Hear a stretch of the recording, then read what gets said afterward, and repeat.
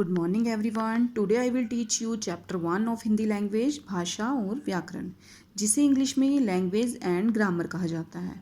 तो सबसे पहले हम जानेंगे कि भाषा किसे कहते हैं, लैंग्वेज किसे कहते हैं, फिर हम जानेंगे कि व्याकरण किसे कहते हैं, ग्रामर किसे कहते हैं।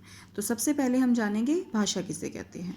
भाषा वह साधन है जिसके द्वारा मनुष्य अपने मन के भावों या विचारों को दूसरों तक पहुंचाता है और दूसरों के मन के भावों या विचारों को समझता है।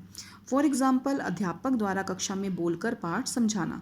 अब क्लास में जो टीचर होता है वह बोलकर अपने मन के भावों और विचारों को प्रकट करता है और जो स्टूडेंट्स हैं वो सुनकर जो है उनके विचारों और भावों को समझते हैं।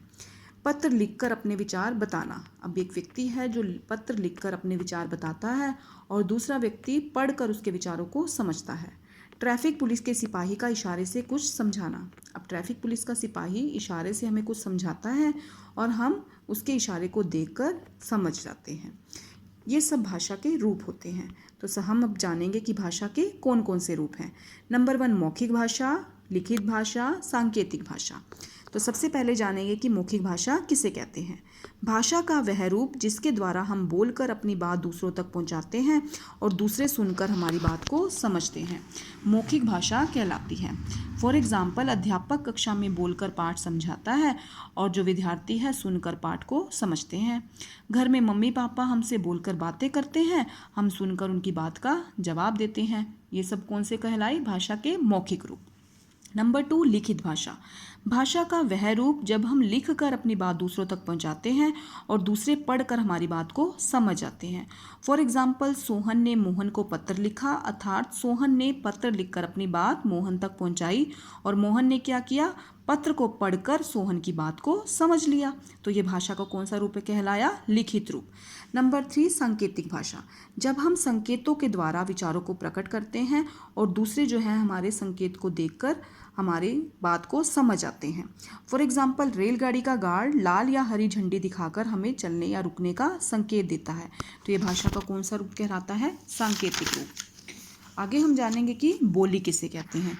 बोली क्या होती है? बोली भाषा का वह रूप है जिसका प्रयोग विशेष जगह या स्थान पर किया जाता है। ये जो बोली होती है वो हर जगह पर नहीं बोली जाती, ये किसी विशेष जगह या स्थान पर इसका प्रयोग किया जाता है। बोली का प्रयोग बोलचाल में किया जाता है, लिखने में जो है बोली का प्रयोग नहीं किया जाता। बोलियां कौन कौन सी होती हैं? भोजपुरी, हरियाणवी, बिहारी, गढ़वाली आदि। आगे हम जानेंगे कि लिपि किसे कहते हैं। भाषा को लिखने के लिए जो निश्चित किए गए चिन्ह होते हैं उन्हें लिपि कहते हैं। प्रत्येक भाषा की अपनी एक लिपि होती है। अब किस भाषा की कौन सी लिपि है, अब हम ये जानेंगे। संस्कृत, हिंदी, गुजराती, मराठी की कौन सी है? देवनागरी। पंजाबी की गुरमुखी, अंग्रेजी की रोमन, उर्दू की फारसी। अब हम जानेंगे कि ग्रामर किसे कहते हैं, व्याकरण किसे कहते हैं। किसी भी भाषा के शुद्ध रूप का ज्ञान हमें व्याकरण के माध्यम से होता है।